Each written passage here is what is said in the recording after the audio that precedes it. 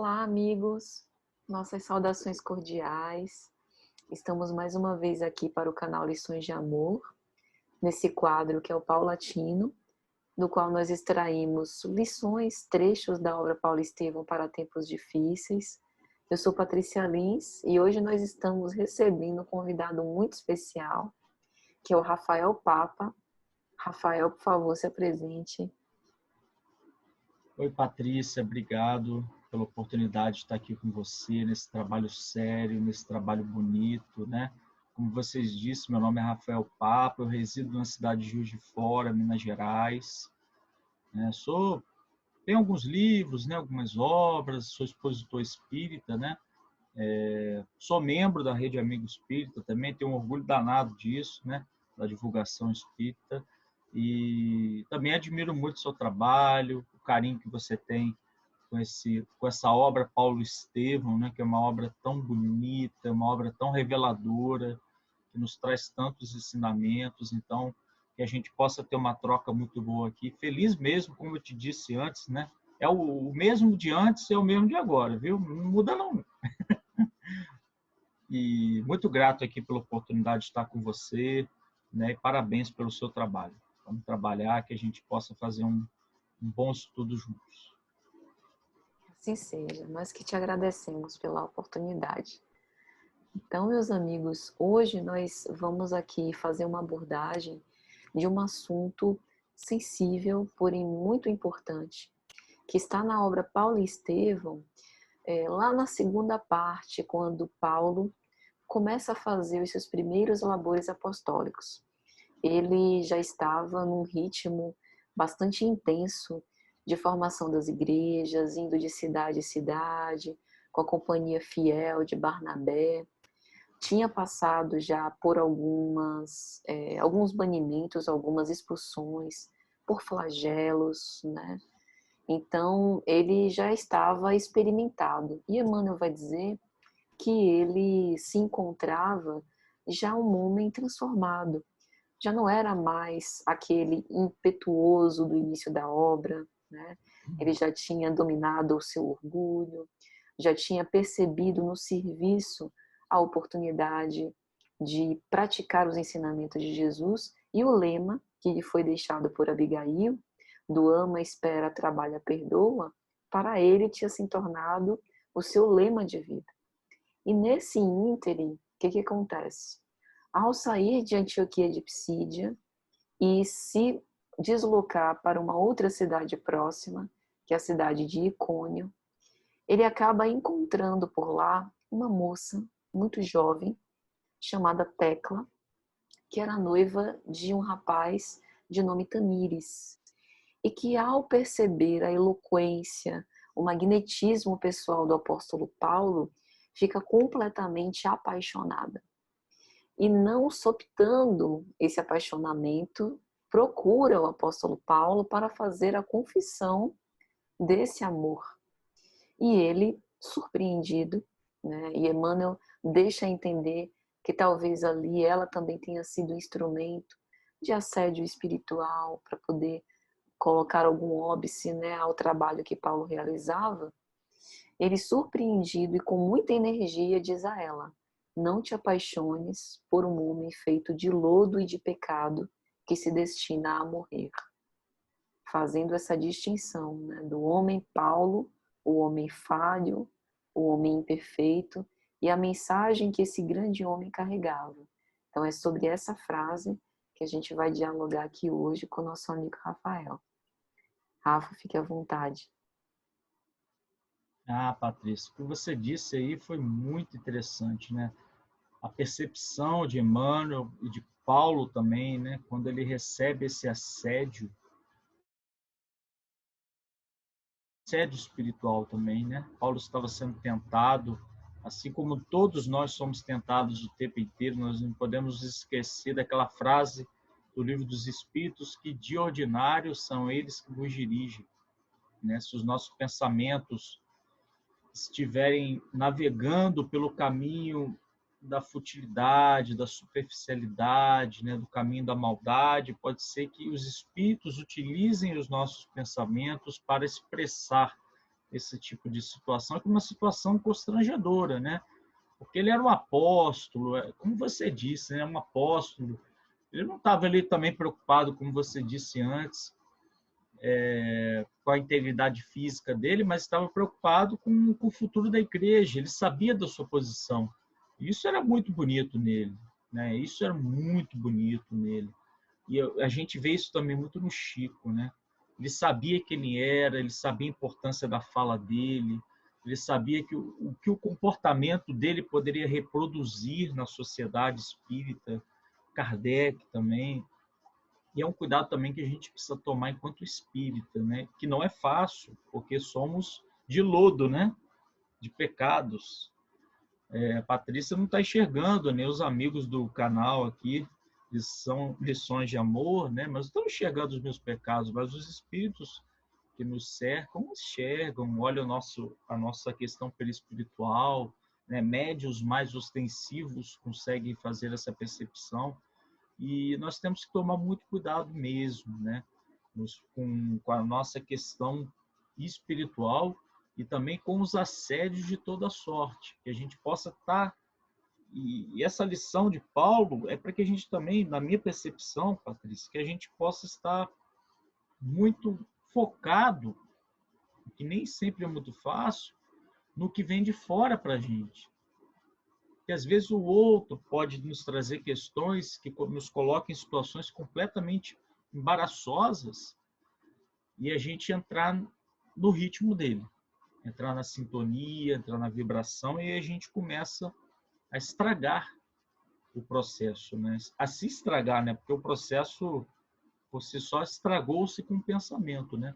Então esses são meus primeiros apontamentos dessa frase, né? Acho que a gente tem um maior cuidado com a vigilância do pensamento, né? Com aquilo que a gente pensa, com aquilo que a gente sente, não no sentido de esconder, que muitas vezes a gente vê no movimento espírita, né? Que a gente não pode dizer o que a gente está sentindo, que a gente não pode falar o que a gente está sentindo, e isso vai totalmente contra o Santo Agostinho, que diz para a gente examinar os pensamentos, né? Quanto que seria legal a gente discutir com alguém aquilo que a gente está sentindo, né?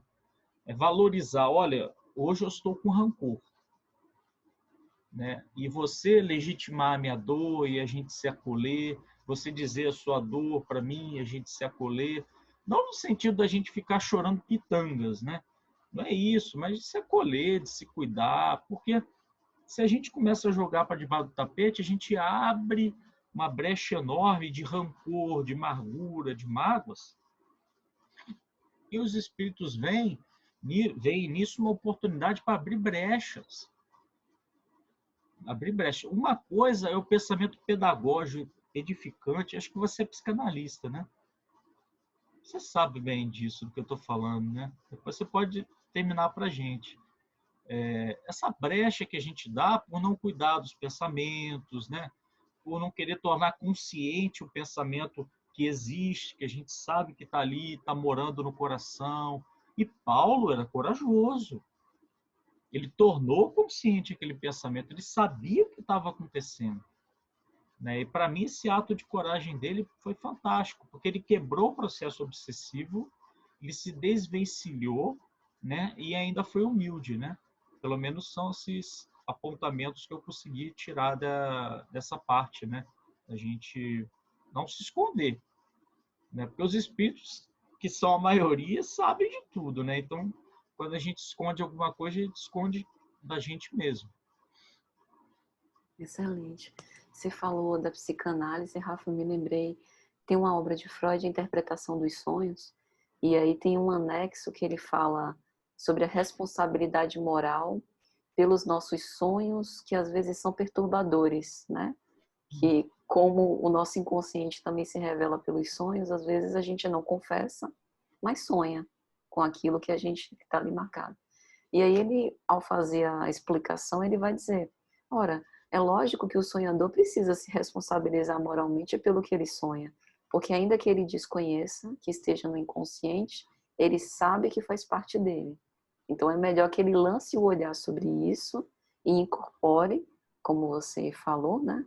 Nesse caso de abraçar as nossas sombras, tornando consciente para poder conseguir trabalhar nisso. E aí, trazendo para Paulo, é como você bem disse, Paulo sempre foi dotado de uma grande sinceridade. Ele conhecia o seu lado sombrio ainda, né? E não obstante, seguia trabalhando com o máximo esforço que ele tinha.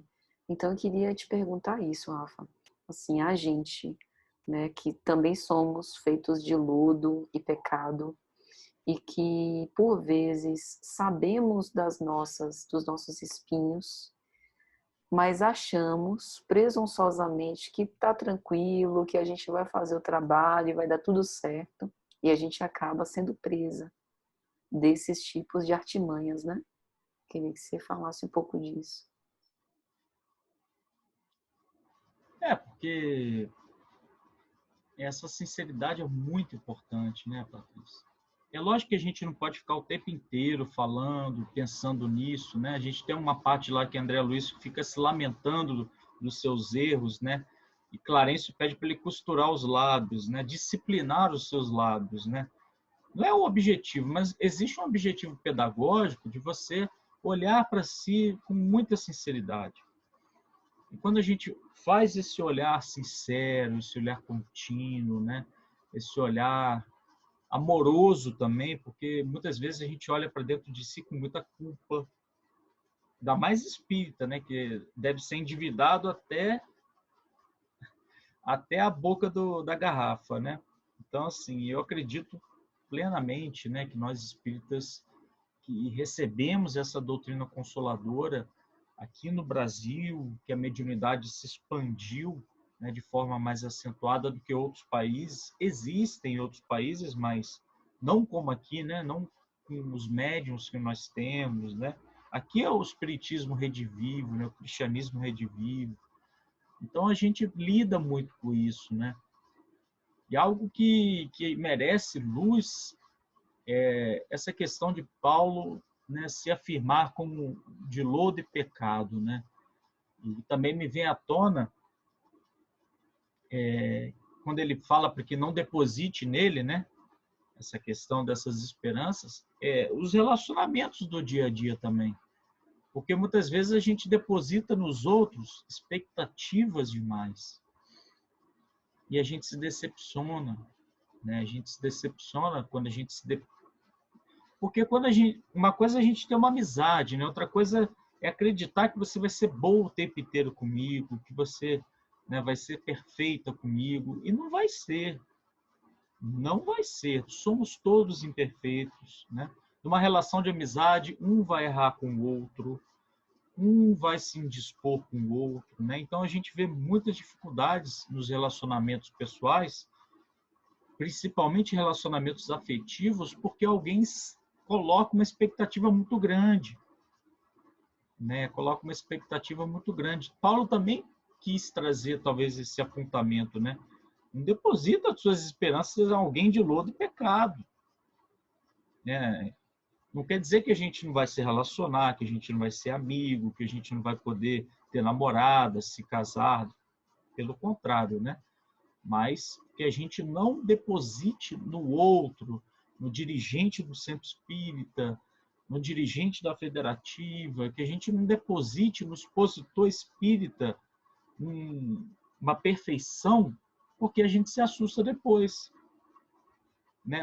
Igual a gente estava falando da idolatria, olhar para o outro e dizer, nossa, que pessoa perfeita, que pessoa maravilhosa. Cuidado, viu? Cuidado, né? E é isso, a gente ter calma e muita prudência nos nossos relacionamentos. E quando o outro nos fizer algo de ruim, quando esse lodo, esse pecado se manifestar, e vai se manifestar nas nossas relações, né? Que a gente tenha um pouco de paciência uns com os outros, né? Porque esse é um dos princípios da felicidade relativa, né? Da gente ter um pouquinho de paciência com o próximo quando ele nos afetar. E não é nem uma estratégia de uma defesa o tempo inteiro, mas é saber, olha, fulano de tal vai poder errar comigo a qualquer momento. Se eu depositar o louro da minha vida, as joias da minha vida, o meu tesouro em coisas perecíveis, né, em relacionamentos afetivos, se eu depositar tudo, vai sobrar o quê? Tem aquela frase de Jesus, né, que ele diz de uma forma muito bonita, né, de que adianta ganhar o mundo inteiro e perder a si mesmo. Ou seja, o que adianta depositar todas as nossas fichas no mundo e se perder? Né? Porque a gente vai ser contrariado, a gente vai ser magoado, a gente vai sofrer a ingratidão, vamos sofrer da desilusão que Joana de Ângeles vem chamar como visita da verdade. Isso é terrível ter ouvido isso dela, né? A desilusão é visita da verdade, né? Mas é bom desiludir de vez em quando, né? E como é que você percebe um pouco isso aí, Patrícia? A Joana de Ângeles, às vezes, tem uma sensibilidade que também traz uma reflexão importante para que a gente destrua esses bezerros de ouro que a gente monta pela nossa incúria, né? Então, nesse sentido, a desilusão ela é importante porque nos coloca no prumo certo, porque ajuda a gente a fazer essas desconstruções que acabaram nos deixando fora de rota. Porque às vezes a gente se coloca no caminho e acha que está servindo em nome do Cristo, mas na verdade estamos servindo a nós mesmos. E aí, nesse sentido, essa parte da idolatria e das paixões também nos confrontam. Né? Por que você está aqui? Porque perante uma situação como essa de Paulo, há algumas saídas possíveis. Né? A saída mais difícil foi a dele, de se ponderar, ter sensatez, sinceridade da sua tarefa e com extrema energia colocar cada coisa no seu lugar, né? Do tipo, por quem você se apaixonou não é o homem que você desconhece. Você se apaixonou por uma imagem que você criou, idealizada, e essa imagem não diz respeito a quem eu sou. Eu sou muito pior do que você está achando que eu sou. Mas nem sempre a gente tem essa coragem.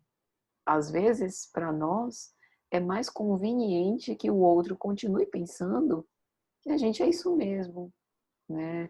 Talvez por uma falha mesmo nossa, né? Por um lado nosso que ainda é frágil, porque a gente acha que precisa ser perfeito para poder servir bem e trabalhar, né? Porque a gente acha que se as pessoas conhecerem as nossas imperfeições, não vão querer mais nos seguir ou ouvir o que a gente tem a dizer, como se a gente estivesse perdendo a credibilidade, né? E aí eu queria te ouvir também sobre isso, Rafa, sobre esse fato de, na idolatria, do ponto de vista da pessoa que idolatra. Ou seja, né, como que a gente pode evitar cair nisso, de não transformar o nosso irmão num santo, né? Num falso pedestal. A gente tem que tomar muito cuidado com isso, né? Porque nós podemos potencializar a vaidade do outro, né? Realmente também apaixonada pela figura de Paulo, né? Eu sou, assim, claro, pelos atos, por tudo que ele fez. Agora você imagina estar de frente com ele, para ele, né? Que magnetismo ele devia ter, que força, que coragem. Eu acho que isso gera nas pessoas uma sensação de paixão mesmo, né? De paixão, né? De carinho, de calor, né? Então a gente às vezes tem vontade de ficar perto, né? De uma figura tão simpática como a de Paulo, tão corajosa, né? Se a gente lê Paulo Estevão e se sente dentro da história, você imagina a gente estando lá, né? Então, o que essa moça passou, né? Pelo que a gente passa, e a gente, como você disse, com muito discernimento. A primeira sensação é de uma paixão, né? E as pessoas que conviveram com o Chico, né, que eu pude testemunhar, as pessoas tinham na cabeça muitas perguntas, muitas coisas a perguntar para o Chico, e chegavam lá, ficavam mudas.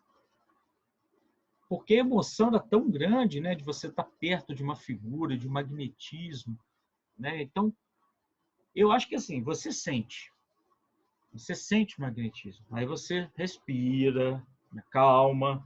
A pessoa não é Deus, é um ser humano, como você também é um ser humano. É claro que ela tem. E a gente às vezes vê expositores muito eloquentes, né? Que nos contagiam, que nós admiramos. Mas uma coisa é você admirar o trabalho de alguém. E outra coisa é você se cegar por esse trabalho. Então a gente não pode ficar cego. Né? Kardec vem dizer para a gente que todo médium é falível, todo expositor é falível, toda pessoa que está encarnada é falível. E Paulo sabia disso muito bem, externalizou para essa moça. Então a gente tem que ter muito cuidado, né? Porque a mediunidade é uma faculdade orgânica, Patrícia. Não é porque você é um médium ostensivo que você é um espírito evoluído. Então, se a gente olha para o médium ostensivo, olha para ele como um Deus, a chance disso dar errado é muito grande. Então, quando um grupo espírita de uma casa, quando um grupo de uma cidade recebe um palestrante, recebe um médium, recebe qualquer pessoa, e, e não tem um bom senso, né, que Kardec pede, o senso crítico de olhar, olha só, você está exagerando aqui. Né? Porque o verdadeiro amigo fala. O verdadeiro amigo, ele diz, olha, não faz isso. Olha, não faz aquilo. Agora, a pessoa que está batendo palma para você, quando você está errando, a pessoa que não quer seu bem. Né? Então, assim, é bom a gente se cercar. Eu acho que para evitar isso, a gente tem que se cercar de pessoas que digam a verdade para a gente. Por mais que a verdade seja doída, né? Mas quem está perto deve ser amigo mesmo, né? Deve perguntar, olha, isso não está legal, esse tipo de comportamento aqui não está interessante. E foi isso que o Paulo fez, né? Foi isso que o Paulo fez. Ele se mostrou na condição que ele estava, no momento que ele estava. Olha, para um espírito dizer, não sou eu, mas quem vive é o Cristo que vive em mim, olha o momento diferente. Mas ali ele está dizendo que é de lodo de pecado. Em outro momento ele diz, não sou eu quem vive, é o Cristo que vive em mim. Mas era um espírito sincero, que talvez naquele momento ele tenha encontrado o Cristo dentro dele. Mas Lucas, quando fez o evangelho, devia perguntar bastante para Paulo, devia ter esse senso crítico, né? Porque ele estava coletando informações de Maria. É o evangelho mariano, né? Como alguns gostam de dizer, um perfume de Maria, né? Tem João, evangelista, ele coletou essas informações em Éfeso, e com Paulo também. Era para ser o evangelho de Paulo, né? E Paulo vem dizer lá nos Coríntios, pelo amor de Deus, batiza em nome de Jesus. Não é em nome de Paulo, não é em nome de Apolo, não é em nome de Silas, não é em nome de nenhum desses. Batiza em nome do Cristo. Porque ele sabe que são os espíritos que ajudam. Né? São os espíritos que auxiliam. E na maior parte do tempo, os médiuns que somos apenas instrumentos. Sabe? E se o instrumento não está afiado, a sinfonia não vai ficar boa, né? O rock vai ser pesado. Então a gente tem que afiar o instrumento, afiar, e a gente tem que ter muito cuidado, né, para não cair nessa história, né? Ah, você é muito bom. Agora, deve ser difícil, né? Você ser aplaudido por 20 mil pessoas, 30 mil pessoas. É um desafio muito grande, né? Como é que você vê isso aí, Patrícia? De fato, não é fácil. A gente tem que estar muito seguro do nosso papel, de quem a gente é e da responsabilidade que a gente também tem quando a gente carrega a mensagem, porque isso faz parte do testemunho cristão, passar por essas provas, que talvez a gente já tenha caído em outras reencarnações nesse assunto. Que eu fico sempre pensando, Rafa, de onde vem a eloquência, né, de muitos oradores essa capacidade extraordinária de escrever, de dialogar, de concatenar raciocínios, né? A facilidade de fazer contextualizações dentro da Bíblia, junto com interpretações novas da codificação kardeciana, parece que não é porque não é a primeira vez que a gente está nessa seara. E você falando, fica assim bem claro que talvez a gênese desse apaixonamento, né, da gente se deixar levar por esse idealismo, não é só a admiração pelo outro, mas também passa pelo desejo de ter um Salvador. E o Salvador que não é o Cristo, né? Um suposto novo Salvador que esteja mais próximo da gente e que, na nossa ideia, faça o nosso trabalho também. Porque esse trabalho que você fala da gente pesquisar, ter um raciocínio crítico, racionalizar, demanda trabalho, pesquisa, estudo, né? Desconstrução, como você falou no início, né? Desconstruir algumas ilusões e a gente também precisa estar disposto a fazer isso, né? É verdade. Você falou algo muito bacana, né? Essa disposição que a gente tem que ter mesmo, né? Com, com a idolatria, tudo mais, né? Isso é algo muito sério, né? Imagina o Paulo, né? Mas o Paulo já estava muito consciente de si, né? Já estava muito aquela passagem dele se despedindo de todo mundo até chegar em Roma, né? Que coisa mais linda no livro Paulo e Estevão. Mas ele estava recebendo ali o verdadeiro carinho das pessoas. Não há mal nenhum em receber carinho de ninguém, em receber um abraço de alguém que por algum motivo você consolou, que você curou, né? A gente precisa também ser tão austero com isso, né? A gente só não pode ficar idolatrando, né, ídolos de barro, né? Então, porque se a pessoa errar, e aí, como é que fica? Né? Fica ruim para você, fica ruim para a pessoa, e todo mundo vai errar, né? Em certos momentos da vida, ninguém vai falar tudo certo, né?